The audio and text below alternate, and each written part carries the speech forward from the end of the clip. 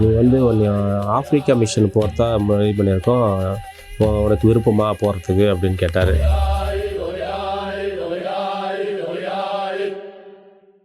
ஒரு பிரதர் அந்த ஏரியாவுக்குள்ள பிரதர், அவங்க அக்கா வீடுக்கு நாங்கள் போயிட்டோம். நாங்கள் ஒரு நாள் போயிட்டு சாப்பிட்டு வந்துட்டோம், லஞ்ச் எடுத்துட்டு வந்துட்டோம். அந்த நியூஸ் எப்படியே சாமியாருக்கு தெரிஞ்சிருச்சு.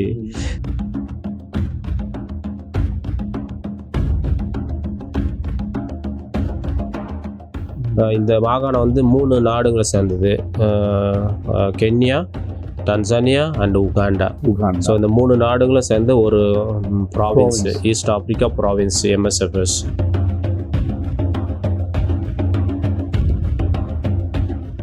தனியாக வந்தேன். ஆனால் கடவுள் நான் வரும்போது என்னன்னா, ஏர்போர்ட்டுக்குள்ளே எல்லாம் முடிச்சுட்டு பார்க்கும்போது ஒரு 2 சிஸ்டர்ஸ் இருந்தாங்க.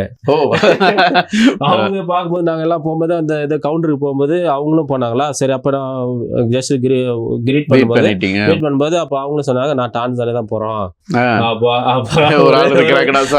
நல்ல வேலை ஒரு 2 பேர் இருக்காங்க சொல்லிட்டு அவங்க வந்து சார்ல்ஸ் பொறுமையா சிஸ்டர்ஸு, தமிழ் சிஸ்டர் ஒருத்தவங்க, அப்புறம் இன்னொருத்தர் வந்து ஆந்திரா சிஸ்டர். ஆனால் அவங்க தமிழ் தெரியும், அவங்க எல்லாம் பரவாயில்ல. அட்லீஸ்ட் அதுவும் உட்காரும் போது சீட்டும் பக்கத்துலேயே இருந்துச்சு.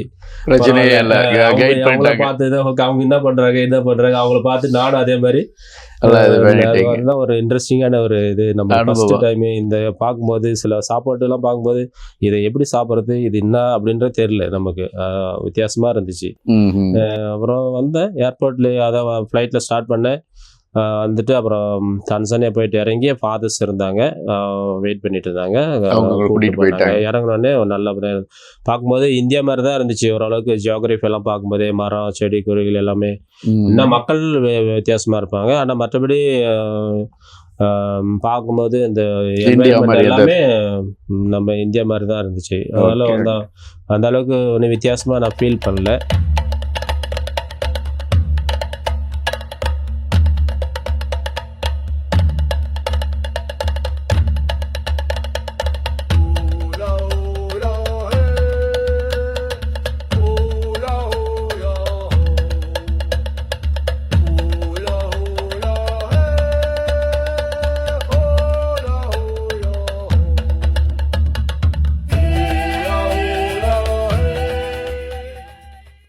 ஏன்னா நான் தைரியமா இருந்தேன், நான் வந்து மிஷினரியா வரணும்னு சொல்லிட்டு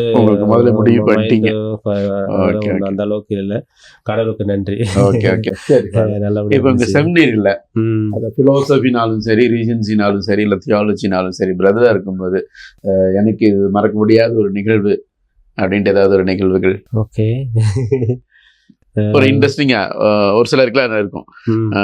இது வந்து உண்மையாலுமே மறக்க முடியாது, பயங்கரமான ஒரு இது அப்படின்ட்டு. என்னுடைய செமினாரி அனுபவத்தில், அதாவது நான் ஸ்டூடெண்டாக இருக்கும்போது, செமினாரியாக இருக்கும்போது நிறைய விஷயங்கள் இருக்குது. ஆனால் முக்கியமாக 2 சொல்லணும்னா, முதல்ல வந்து நான் நோஷெட் லைம் இருக்கும்போது ஒரு முக்கியமான அனுபவம். அது வந்து எப்பயுமே நான் ரீகால் பண்ணுவேன். அதே மாதிரி என்னுடைய மைனர் செமினரிலையும் இருக்கும்போது அப்பயும் ஒரு முக்கியமான சம்பவம். முதல்ல வந்து நான் என்னுடைய ஒகேஷனே கொஞ்சம் டவுட்டாக இருந்துச்சு அந்த டைமில், வெதர் நான் ப்ரொமோட் பண்ணுவாங்களா அப்படின்ற மாதிரி இருந்துச்சு. ஏன்னா நாங்கள் ஒரு ஃப்ரெண்ட்ஸ், நாங்கள் ஒரு அது சொல்லணும்னா என்னன்னா, நாங்கள் வந்து ஹாலிடேல பிக்னிக், இந்த அவுட்டிங் கொடுப்பாங்க இல்லையா, அப்போ நாங்கள் என்ன பண்ணோம், ஃபாதர் எல்லாம் போகலாம், ஆனால் வந்து மற்றவங்க யாரும் ஃப்ரெண்ட்ஸு வீட்டு ரிலேட்டிவ் வீட்டுக்கு போகக்கூடாது. அது மாதிரி நம்ம சொந்த வீட்டுக்கோ இல்லை பிரதர் அவங்க சொந்த வீட்டுக்கோ யார் வீட்டும் போய் சாப்பிட போகக்கூடாது. அது மாதிரி இருந்துச்சுங்களா. நாங்கள் ஃப்ரெண்ட்ஸ் எல்லாம் போனோம். அப்போது ஒரு பிரதர் அந்த ஏரியாவுக்குள்ள பிரதர், அவங்க அக்கா வீடுக்கு நாங்கள் போயிட்டோம். நாங்கள் ஒரு நாள் போயிட்டு சாப்பிட்டு வந்துட்டோம், லஞ்ச் எடுத்துட்டு வந்துட்டோம். அந்த நியூஸ் எப்படியே சாமியாருக்கு தெரிஞ்சிருச்சு. அப்புறம் அதுலேருந்து கொஞ்சம் பேர் வந்து சென்ட் அவுட் அனுப்பி விட்டாங்க வேற, என்னுடைய கம்பெனியன்ஸ் வேற. ஏன்னா அது மாதிரி ஏன் நீங்க போனீங்க அப்படின்ட்டு நாங்கள் கொஞ்சம் பேர் தப்பு ஒத்துக்கிட்டோம். சில பேர் வந்து இல்லை அப்படின்ற மாதிரி சொன்ன உடனே அது கொஞ்சம் அஃபெக்ட் ஆச்சு. அது மாதிரி அது வந்து ரொம்ப அனுபவம். அந்த கடவுள் எங்களோட ஒகேஷன் வந்து எப்படி தெரியல, ஏன் நாங்கள் போகல, நாங்கெல்லாம் ஒன்றா தான் போனோம். ஆனால் கொஞ்சம் பேர் அனுப்பி விட்டாங்க, கொஞ்சம் பேர் நாங்கள் கண்டினியூ பண்ணோம். சாமியாராகவும் இருக்கிறோம் கொஞ்சம் பேர். அது ஒரு மறக்க முடியாத அனுபவம். உங்க ஒகேஷனுக்கு ஒரு சேலஞ்ச் அடுத்தது சாமி. அப்புறம் அதுக்கப்புறம் நான் வந்து அப்போ தமிழ்நாடு ப்ராவின்ஸா இல்லை, அது வந்து விசாகப்பட்டினம் சேர்ந்த ப்ராவின்ஸு. ஓகே. தமிழ்நாடு வந்து அண்டர் விசாகப்பட்டினமாக இருந்துச்சுங்களா. அப்போது ஃபாதர் என்னுடைய ரெக்டர் வந்து அந்த கேட்டார் ப்ரொமோட் பண்ணுறதுக்கு முன்னாடி, அதாவது இந்த முடிய போகுது செமினார் லைஃப், நாங்கள் வந்து இதுக்கு இப்போ மைனஸ் செமினார் முடியுது, ஆனால் நோ ஷெட்டுக்கு போகணும் இப்போது. அப்போ நோ ஷெட்டு போகிறதுக்கு முன்னே அவர் மீட் பண்ணுறாரு இல்லையா ஒருத்தவங்களையா. அப்போ கேட்குறாரு, நீ வந்து ஆஃப்ரிக்கா மிஷன் போகிறதா இது பண்ணியிருக்கோம், உனக்கு விருப்பமா போகிறதுக்கு அப்படின்னு கேட்டார். என்னன்னு தெரியல, என்ன வச்சு கேட்டாரோ தெரியாது. எனக்குள்ள ஒரு உந்தல் வந்துச்சு. நான் கேட்டேன், ஃபாதர் ஆஃப்ரிக்காவிலையும் சாமியார் தானே படிக்க போகிறோம், சாமியாருக்கு தானே போகிறோம் அப்படின்னு கேட்டேன். ஆமாம், you are going to be priest there also, it is for the same அப்படின்னு சொன்னார். For the priest would only அப்படின்னாரு. அப்படின்னா no problem father, I am ready அப்படின்ட்டேன்.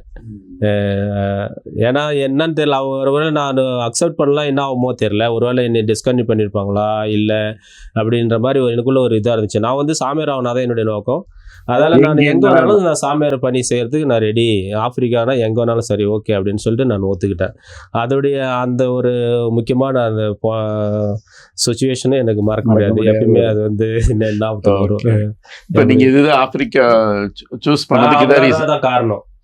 அதாவது நான் வந்து சாமியார் ஆகணும், எங்கே வேணாலும் ஓகே. அப்போ கேட்கும்போது நான் அந்த ஆப்ஷன் வந்துச்சு, அதுவே வந்துச்சு. நான் டிசைட் பண்ணல ஆஃப்ரிக்கா போகணும்னு சொல்லிட்டு, நான் டிசைட் பண்ணல, நினச்சதும் கிடையாது. நாங்கள் ஒரிஜினலாக வந்து அங்கே இந்தியாவில் பணி செய்கிறது தான் நாங்கள் ஜாயின் பண்ணோம். விசாகப்பட்டினம் ப்ராவின்ஸு, தமிழ்நாடு எல்லாம் ஒன்றா. அது வரைக்கும் உங்கள் மைண்ட் வந்து இந்தியாவில் தான் இருப்பேன் அப்படின்ற மாதிரி தான் இருந்துச்சு என்னுடைய இது. அதுக்கப்புறம் தான் அந்த இதுலேருந்து தான் ஆப்ஷன் பண்ணல. அப்போ தான் நான் நோ ஷெட்டில் வந்து அப்போலேருந்து நான் வந்து Africa mission student for Africa mission சொல்லிட்டு என்னை வந்து டிசைட் பண்ணேன். உங்களுக்கு ஆப்பிரிக்கானா ஒண்ணு, மற்ற காரியங்களை பத்திலாம் தெரிஞ்சு அதுக்கப்புறம் தான் நான் வந்து ஜாயின் பண்ண நோ ஷெட்டுக்கு போனேன் மைசூருக்கு. அப்போலேருந்தே நோ ஷெட்ல இருக்கும்போது, ஏன்னா ரிலீஜியஸ் லைஃப்ல உங்களுக்கு தெரியல, நம்ம நோ ஷெட்ல இருக்கும்போதே நம்ம டிசைட் பண்ணோம் எந்த ப்ராவின்ஸு எந்த அப்படின்னு சொல்லிட்டு. அப்போலேருந்தே நான் வந்து தெரியும், நான் வந்து ஆஃப்ரிக்கா மிஷனரிக்கு தான், மிஷனரி லைஃப் தான் போகிறேன் அப்படின்ற மாதிரி. என் கூட மற்ற 5 பேர் இருந்தாங்க நோ ஷெட்டில் வர்றதுக்கு, ஆஃப்ரிக்கா வர்றதுக்கு, அப்புறம் கேரளா, தமிழ்நாடு அது மாதிரி. ஆனால் மற்றவங்க நாங்கள் 2 பேர் தான் வந்தோம். மற்ற 3 பேர் நோ ஷெட்டில் ஒருத்தர் போயிட்டாப்புல, அப்போ ஃபிலாசபி டைமில் இன்னொருத்தர் போனாப்புல, 2 பேர் போயிட்டாங்க. நாங்கள் 2 பேர் தான் ஆஃப்ரிக்கா டான்சானியா வந்தோம். எங்கே டான்சானியாவில் நீங்கள் படிச்சீங்க இல்லைங்களா? அதில் ஏதாவது ஒரு சுவாரஸ்யமான அனுபவம் மறக்க முடியாதது? அதே மாதிரி நான் ஜஸ்ட் அந்த நோ ஷெட் சொன்னீங்களா, நோ ஷெட்லேயே அதே மாதிரி ஒரு முக்கியமான என்னுடைய டிசிஷன் மேக்கிங், எப்படி நான் வந்து சாமியார் போகலாம், அப்பயும் ஒரு டவுட் வந்துச்சு. ஏன்னா நோ ஷெட் தான் ப்ரேயர் பண்ணுறோம் நல்லா. அப்போ தான் நம்ம வந்து காங்கிரிகேஷன் பற்றியும் தெரிஞ்சுக்கிறோம், மிஷனரி லைஃப்னா என்ன, டயசிஷன் லைஃப்னா என்ன, அது எல்லாம் டிமாண்ட்ஸ் எல்லாமே நம்ம பார்க்கும்போது, அப்போ ஒரு ஃபாதர், மறக்க முடியாத ஃபாதர். அவர் வந்து ஸ்பிரிச்சுவல் டைரக்டர். இப்போ வந்து அவர் லேட் ஃபாதர், MSS ஃபாதர் தான், ஃபார் அண்டோனி மூக்கம் தோட்டம்னு சொல்லிட்டு ஒரு நீங்கள் கேள்விப்பட்டிருப்பீங்க. அவர் வந்து ஸ்பிரிச்சுவல் டைரக்ஷன் அது மாதிரி வரும்போது அவர் தான் அடிக்கடி வருவாருங்களா. அப்போ நான் ஷேர் பண்ணேன். அப்போ வந்து அப்பயும் ஒரு டவுட் வந்துச்சு, நான் வந்து சாமியார் ஆகலாமா வேணாமா அப்படின்ற மாதிரி. டிசிஷன் மேக்கிங்னா ஏன்னா ஃபைனல் டிசிஷன் மேக்கு. அப்போ தான் அது எண்ட் ஆஃப் அந்த வருஷத்தில் நம்ம முதல் வார்த்தை படம் எடுக்கணும் வேறு அப்படின்ற மாதிரி ஒரு டவுட் இருந்துச்சு. அப்போ தான் அவர் வந்து என்னை என்கரேஜ் பண்ணி சொன்னார், இது மாதிரி அவருடைய அட்வைஸ்லாம் என்னை மறக்க முடியாது. அது மாதிரி நல்லா அவர் பண்ணி, டோன்ட் டவுட்டு, சந்தேகப்படாத, கடவுள் உன்னை கூப்பிட்டுருக்காரு, நீ துணிஞ்சு போ அப்படின்ற மாதிரி எல்லாம் அட்வைஸ் பண்ணார். அப்போ ஒரு முடிவு பண்ணேன். அப்போ அந்த முடிவு வந்து இப்போ தான் அடிக்கடி நான் ரீகால் பண்ணுவேன். நம்ம நோ ஷெட்டில் எதை வச்சு நம்ம முடிவு பண்ணோம், அதே மாதிரி நம்ம வாழ்க்கையை அர்ப்பணிக்கணும், நம்ம சொந்த தேவைக்காக நம்ம வந்து ஒகேஷன் விடக்கூடாது அப்படின்ற மாதிரி ஒரு முடிவு எடுத்தேன். அப்போ அதோட முக்கியமான என்னுடைய வாழ்க்கையில் இறை அழைத்தல் வந்து முக்கியமான ஒரு ஃபாதரு. அந்த நோ ஷெட் லைஃபு, நோ ஷெட் மாஸ்டரும் ரொம்ப நல்லவர், நல்லா என்கரேஜ் பண்ணாங்க. 2007 நீங்கள் ப்ரீஸ்டா இது பண்ணீங்க. ப்ரீஸ்ட் ஆகும்போது அப்பா அம்மாலாம் பயங்கர சந்தோஷப்பட்டிருப்பாங்க. கண்டிப்பாக அவங்களுக்கு ரொம்ப சந்தோஷம். அது வந்து ரொம்ப பெருமை அவங்களுக்கு.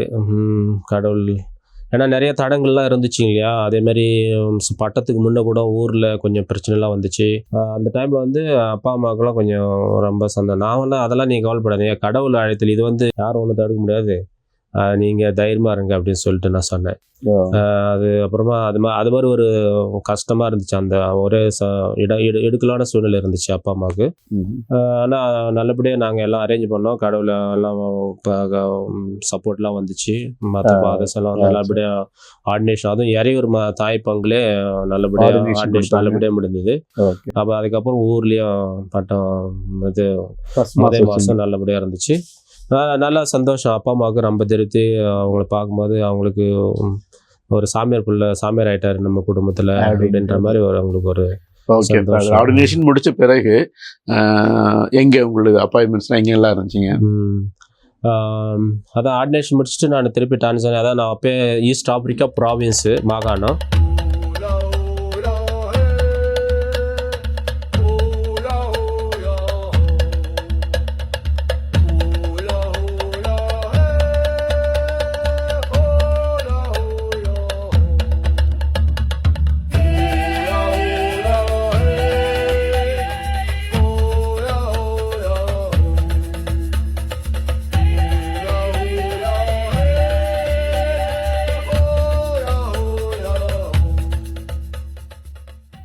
இந்த மாகாணம் வந்து 3 நாடுகளை சேர்ந்தது.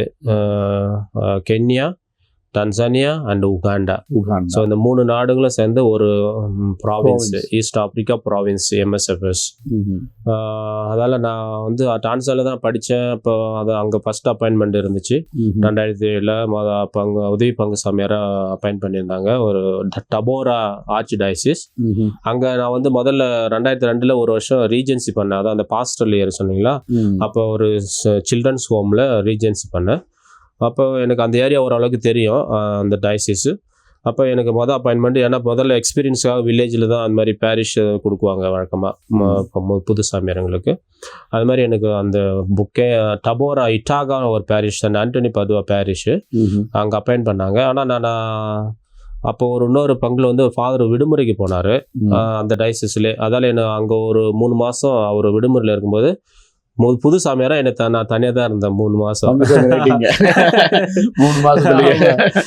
அப்போ ஒரு வித்தியாசமான ஒரு எக்ஸ்பீரியன்ஸ். முதல்ல ஒரு விடுமுறை போயிட்டார், நான் மட்டும் தனியாக இருக்கிறேன். எல்லாம் அரேஞ்ச் பண்ணிட்டாரு, டைம் டேபிள்லாம் அரேஞ்ச் பண்ணிட்டாரு இந்த 3 மாதத்துக்கு. இத்தனை கல்யாணம் அங்கே அந்த வில்லேஜிங்கில்.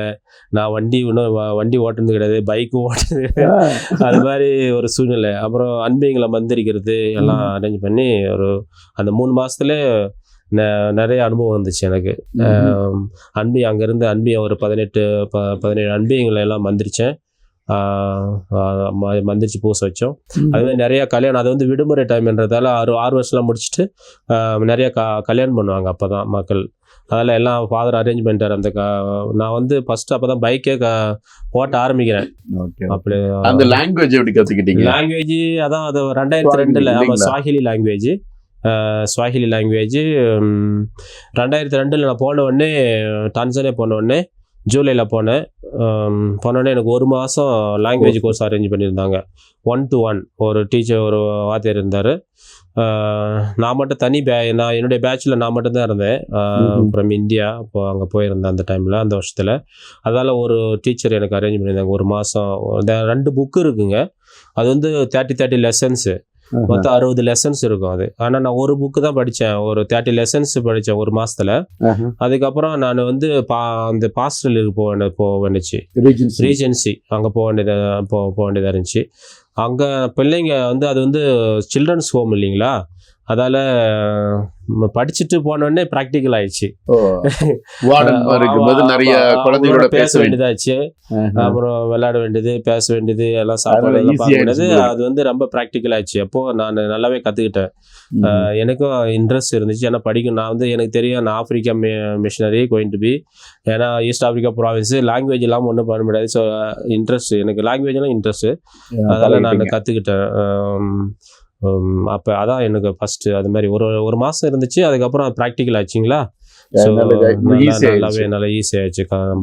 டான்சானியாவில் நீங்கள் இருந்தபோது எத்தனை வருஷம் இருந்தீங்க இங்கே? டான்சானியா தான் 2002 இதான் இப்போ 2024 வரைக்கும் டான்சானில் தான் இருந்தேன். ஒரு 22 வருஷம். அப்போ உங்களுடைய வந்து ப்ரீஸ்டாக இருக்கும்பொழுது அங்கே டான்சானியாவில் ஒரு 18 வருஷம். ஆமா, 18 அத்தனை வருஷம் அங்க இருந்தீங்க நீங்க. ஓகே. உங்களுடைய அனுபவங்கள் எப்படி இருந்துச்சாங்க? அனுபவங்கள் என்னும்போது முதல்ல நான் படிக்கும்போது வந்து கொஞ்சம் attachment to the family. Theology படிக்கும்போது வீட்டுக்குள்ள சொந்த பந்தங்களை பேசணும், அது மாதிரி ஒரு இருந்துச்சு. அதுக்கப்புறம் சாமியார் ஆன பாடு அந்த அட்டாச்மெண்ட் டோட்டலாக போயிடுச்சு. நம்ம வந்து கான்சன்ட்ரேட் பணியில் வந்து அப்படியே ஃபுல் ஃப்ளெஜ் கான்சன்ட்ரேட் பண்ண ஆச்சு. அப்புறம் லாங்குவேஜ் எனக்கு ஆல்ரெடி நான் மாஸ்டர்டு லாங்குவேஜ். ஏன்னா நான் ஒரு வருஷம் ரீஜன்ஸ் பண்ணேன், ஒரு இயர்ஸ் தியாலஜி.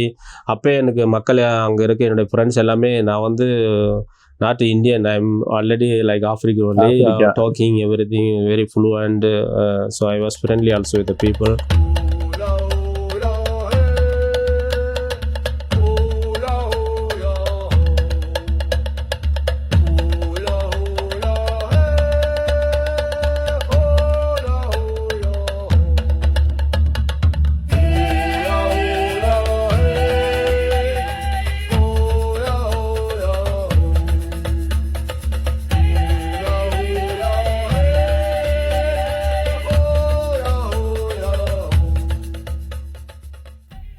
ஸோ ஆல்ரெடி அதுவே எனக்கு ரொம்ப ப்ளஸ் ஆயிடுச்சு லாங்குவேஜ். அதால் எங்கே வேணாலும்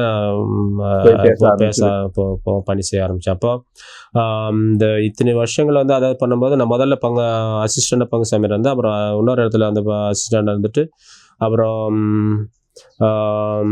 ஒரு டெக்னிக்கல் ஸ்கூலு VTC, அதான் தொழில்நுட்ப கல்வி, அதில் வந்து ஒரு அட்மினிஸ்ட்ரேட்டராக இருந்தேன் ஒரு ஒன்றரை வருஷம்.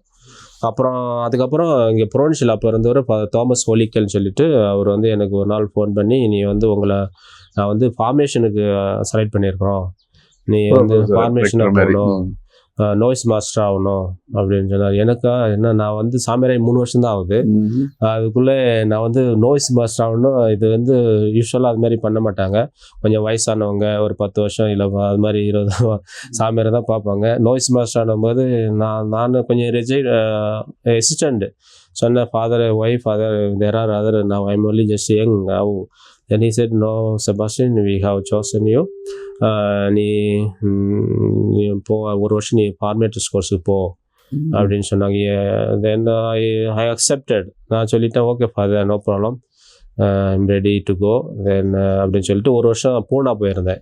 பூனாவில் NVSCன்னு சொல்லிட்டு ஃபார்மேட்டர்ஸ் கோர்ஸ்க்கு ஒரு 9 months பூனாவில் இருந்தேன் 2010. அப்புறம் அதை முடிச்சுட்டு 2011 வந்தவுடனே நோய்ஸ் மாஸ்டர் அப்பாயின்மெண்ட் எனக்கு டான்சானியாவில். அதான் அப்போ 2011 2017 வரைக்கும் 18 கடைசி. அப்போ நான் 7 வருஷம் நான் நோய்ஷெட்டில் இருந்தேன் நோய்ஸ் மாஸ்டர். அதான் லாங் பீரியட் ஃபார்மேட்டர்ஸ் அந்த novice master. 8 batches novices every year ஒரு பேட்ச் ப்ரொஃபஷன் முடிச்சுட்டு அவங்க போயிடுவாங்க. அது மாதிரி 8 batches கடவுள் எனக்கு அந்த வாய்ப்பு கொடுத்தாரு நோய்ஸ் மாஸ்டர் ஃபார்மேட்டராக இருக்கிறதுக்கு. அதுக்கப்புறம் 6 வருஷம் ஒரு பாரிஷில் புது பங்கு, ஒரு கிளை பங்காக இருந்தது, அது பங்கு ஆகுது. அதுவும் புது டயசிஸில் டொடோமா ஆராய்ச்சி டயசிஸ், அதான் வந்து கேபிட்டல் ஆஃப் டான்சானியா. அந்த டயசிஸில் வந்து ஒரு இன்டீரியர் தான், 40 kilometers away from the city. ஒரு வில்லேஜ் பங்கு தான், கிளை பங்கு, சின்ன கோயில், ஒரு 100 பேர் கூட உட்கார முடியாது கம்ஃபர்டபுளாக. அது மாதிரி சின்ன கோயில், அதான் கிளை பங்கு. அது அப்பே கோயில் கட்டாமே அரைவீடு எதுவும் அந்த அளவுக்கு எல்லாமே நான் வந்து பங்கு சமையல் என்ன அப்பாயின்ட் பண்ணிட்டாங்க. அப்ப நான் வந்து அரைவீடு இல்லை, நான் வந்து அந்த தாய் பங்குல தான் தங்கியிருந்தேன் 6 மாசம். 2018 2024 வரைக்கும் அங்கே இருந்தேன் வச்சுங்களேன். 6 வருஷம் பங்கு சமையராக இருந்தாங்க. அது அப்போ நான் 6 மாதம் தாய் பங்கில் தங்கிக்கிட்டு, அது ஒரு 16 கிலோமீட்டர் டிஸ்டன்ஸ் என்னுடைய புது பங்குக்கும் அந்த தாய் பங்குக்கும். அங்கேருந்து வருவேன், ஒரு டிரான்ஸ்போர்ட் இருந்துச்சு, வருவேன், வந்து வில்லேஜிங்கில் பார்ப்பேன், கண்ணுங்க நடுறது, அது மாதிரி தண்ணி ஊற்றுறது, பிள்ளைங்களெல்லாம் ஆர்கனைஸ் பண்ணுறது, ஹவுஸ் பிளஸிங், அது மாதிரி அங்கேயே சாப்பிட்டு அதுக்கப்புறம் தூங்குறது அங்கே போவேன். காலையில் கிளம்பிங்க வந்துருவீங்க, நைட் அங்கே போய் தூங்குவீங்க. சாப்பாடுலாம் கட்டி கொண்டு வந்துருவீங்க. ஒரு ஆமா சாப்பாடு வந்து அங்கேயே மக்கள் செய்வாங்க, கொடுப்பாங்க.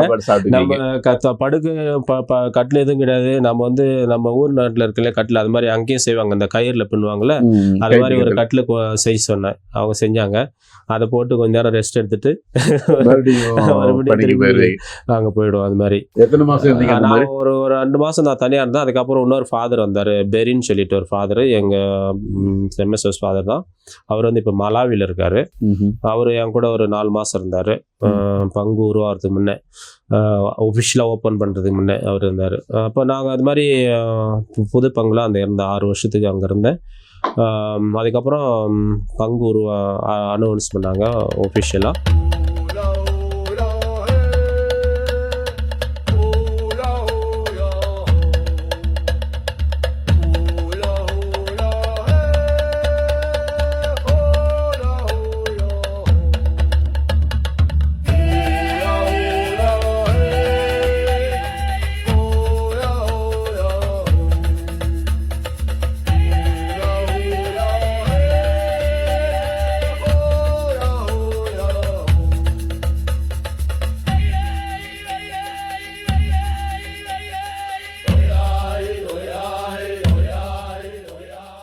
அதுக்கப்புறம் நாங்கள் தங்கிக்கிட்டு அந்த அறை வீடு கட்டுமான பணியெல்லாம் அங்கே பார்த்துட்டு இருந்தோம்னு வச்சுங்களேன். ஏன்னா மக்களை வந்து வீடை கட்டி இது பண்ணியிருந்தாங்க, ரூஃப் மட்டும் போட்டிருந்தாங்க.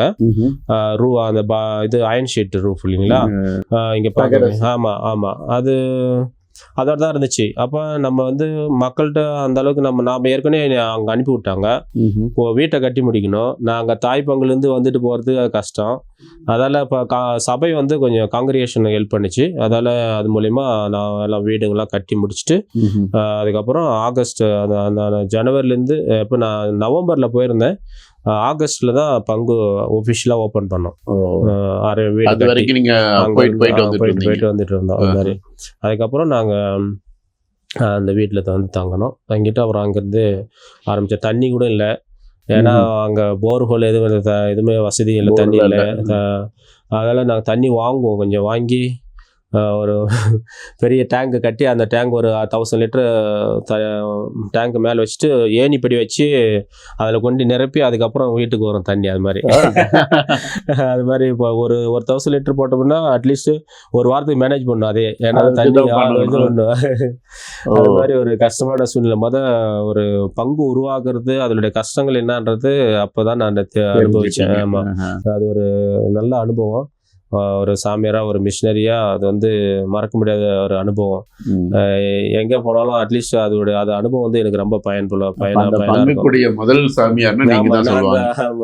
மறக்கவே மாட்டாங்க என்னைக்கும், ஏன்னா உருவாக்குனதே நீங்க தான் அப்படிங்கிற மாதிரி. ஒரு மரங்கொடி எதுவும் இல்லை. நான் போன உடனே கண்ணுங்களாம் நம்ம ஒரு நட்டு ஒரு 200-300 கண்ணுங்களை பாக்கெட்ல விதைகள் நட்டு முளைக்க வச்சு அதுக்கப்புறம் அங்கேருந்து கொண்டு வந்து மக்களை நான் வரும்போது எல்லாம் வருவாங்க.